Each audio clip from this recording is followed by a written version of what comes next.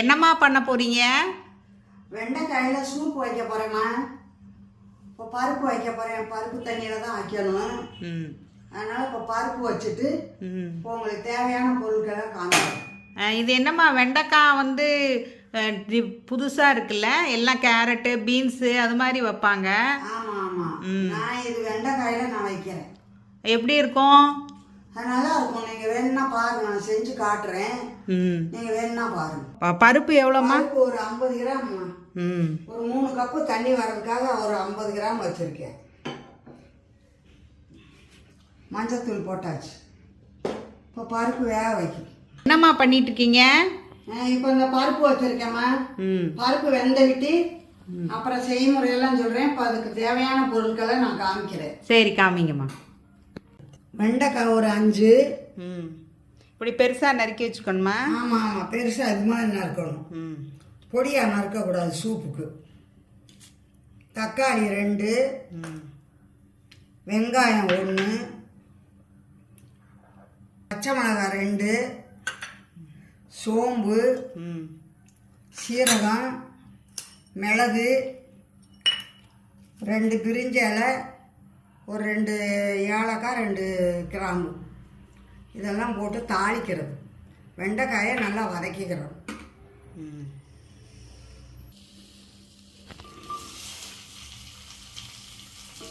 கொஞ்சோண்டு உப்பு போட்டு, ஆனால் அந்த வலுவழுப்பு போயிடும். அதுக்கு தான்.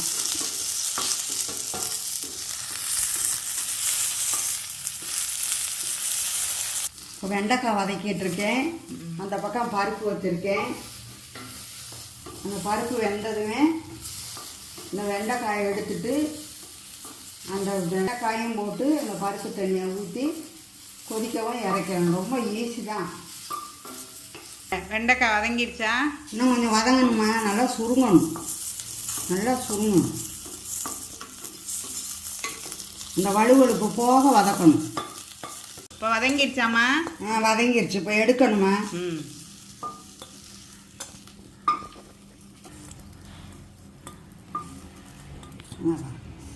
இந்த பாரு.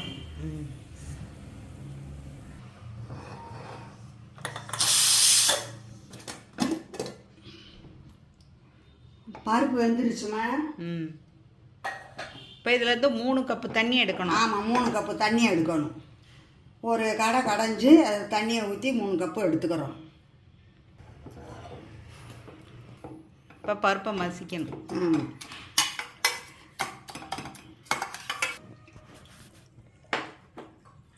சொன்னாங்க 1 கப்பு இருக்கும்.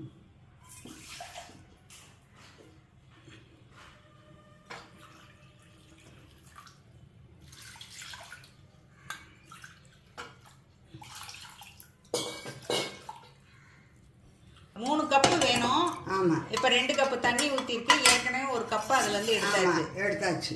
இப்போ 3 கப்புக்கு 2 கப்பு தண்ணி ஊற்றணும். 3 கப்பு தண்ணி எடுத்தாச்சு. 3 கப்பு இருக்குது ரெடியாக. இப்போ எல்லாம் போட்டு நான் தாளிக்க போகிறேன். எண்ணெய் ஊற்றுறேன். ஒரு 2 டேபிள் ஸ்பூன் ஊற்றணும். எண்ணெய், உப்பு, காரம் 3 நம்ம தேவைக்கு தான்.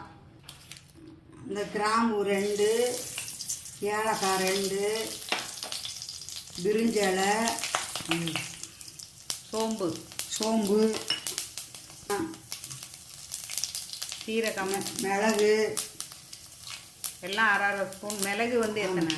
மிளகு ஒரு 10 மிளகு போடு. வாசனைக்கு தான் மிளகு. நல்லா வந்துடுச்சு, ப்ரௌனாக வந்துடுச்சு. மிளகு வெடிக்கதோ இருந்தாலும் மிளகு நல்லா பொரிஞ்சிருச்சு. என்னம்மா? ஆமாம், இப்போ தான் வெடிக்குது. அது வெடித்தாதான் வாசனை வரும். வாசனை வருது. வருதா? இப்போ தான் வாசனை வரும்.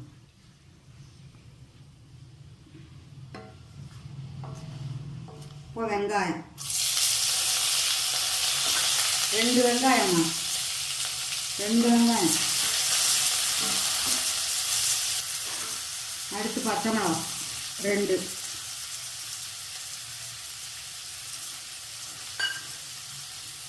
இது எவ்வளோ வதக்கணும்? ப்ரௌன் ஆகணுமா எப்படி? கொஞ்சம் நேரம் ப்ரௌன் ஆனோன்னா தக்காளியை போடும். வதங்கிட்டாமா? வதங்கிடுச்சு வதங்கிடுச்சுமா. சூப்பு தானே, கொஞ்சம் தான் அதாக இருந்தால் தான் நல்லாயிருக்கும். இப்போ தக்காளி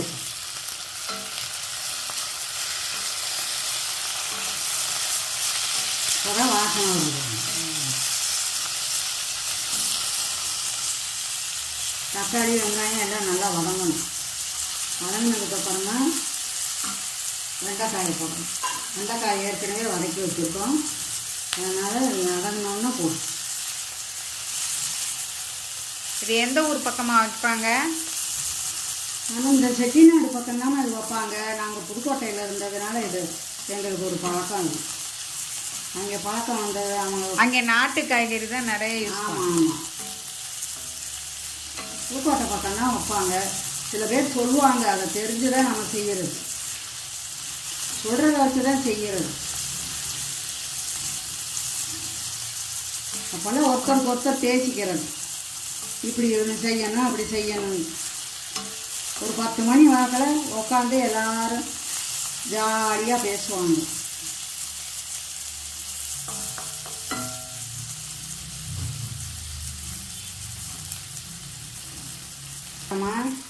நல்லா வதங்கிடுச்சுமா. இந்த வெண்டைக்காயை போடுறோம்.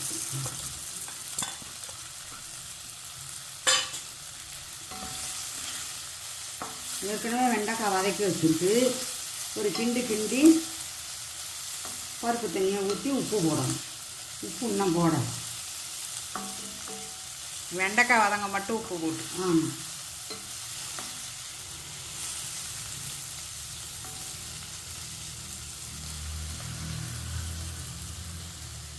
வெண்டைக்காய் வேக வேண்டாமா? அது தண்ணீர் ஊற்றிட்டு விட்டு வெண்டைக்காய் வெந்த விட்டு தான் இறக்கணும். ஏற்கனவே வதக்கியிருக்கு, இப்போவும் வதக்குறோம். அரை வேக்காடு வெந்துருச்சு. முழுசாக வேகிறதுனா பருப்பு தண்ணி தான் கொஞ்சம் வேணும். இப்போ பருப்பு தண்ணி ஊற்ற போகிறேன். சொல்லுங்கள். இந்த இப்போ பருப்பு தண்ணி ஊற்றுறேன்.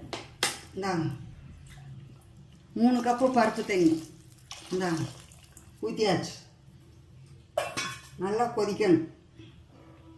நல்லா கொதித்து அந்த வெண்டைக்காயை தொட்டு பார்த்தோம்னா வெந்திருக்கும். வெந்த விட்டு உடனே இறக்கிடணும். அவ்வளோதான். இப்போ தான் கொதிக்க ஆரம்பிச்சிடும். ஆமாம், அது ஒரு கொதியில் வந்துடுமா. அதெல்லாம் உப்பு போடுறேன். போதும்ல? போதும்.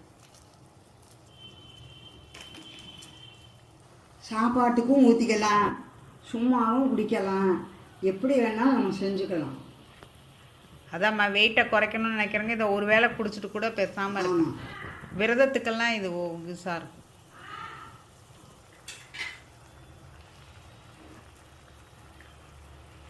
போச்சிருச்சு, இன்னும் வேகணும். வெண்டைக்காய் வேகணுமா? ஆமாம், எடுத்து பார்த்தா தெரியுது. வெந்துருச்சு. கொஞ்சம்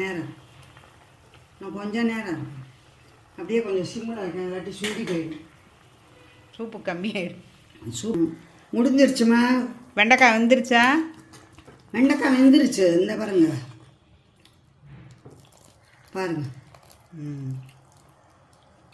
நம்ம வெண்டைக்காய் ஏற்கனவே வதக்கியிருக்கோம்ல. ஆமாம், அதுலேயே வெந்திருக்கும். இந்த பாருங்க, இந்த காமிக்கிறேன். வெந்துருச்சா? கை காமிங்க இப்போ மட்டும். வெந்துருச்சுல?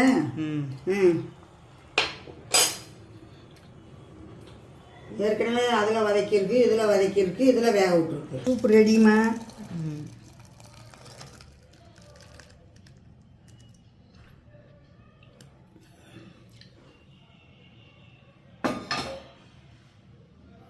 சூப்பரான சூப்பு, வெண்டைக்காய் சூப்பு ரெடி ஆயிடுச்சு. ஆமாம், டேஸ்ட்டும் அட்டகாசமாக இருக்குது. ஆமாம், நீங்கள் செஞ்சு பாருங்கள். அதுக்கப்புறமே பாட்டி சொல்லுது கரெக்டாக இருக்கும்பாங்க. கிண்டி காமிக்கிட்டா கொத்தமல்லி போட்டு காமிக்கிறேன். கொத்தமல்லி,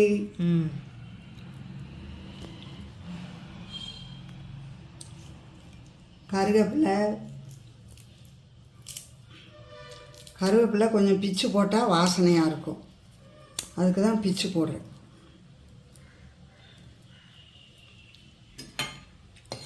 சரியா? ம் நான் தான் கிண்டி காமிக்கிறேன் ஆ அப்புறம். அந்த சரி அவ்வளோதான். ம் ஓகே. விட்டுருங்க அப்படியே. சிசரில் கட் பண்ணால் சொல்லுங்கம்மா. வெண்டைக்காய் சூப் வச்சுருக்கேம்மா. ம் ஏற்கனவே உங்களுக்கு எல்லாம் செஞ்சு காமிச்சிருக்கேன். அதனால் இதில் ஸ்ரீலட்சுமி சேனலில் பாருங்கள், லைக் பண்ணுங்கள், ஷேர் பண்ணுங்கள், சப்ஸ்கிரைப் பண்ணுங்கள்.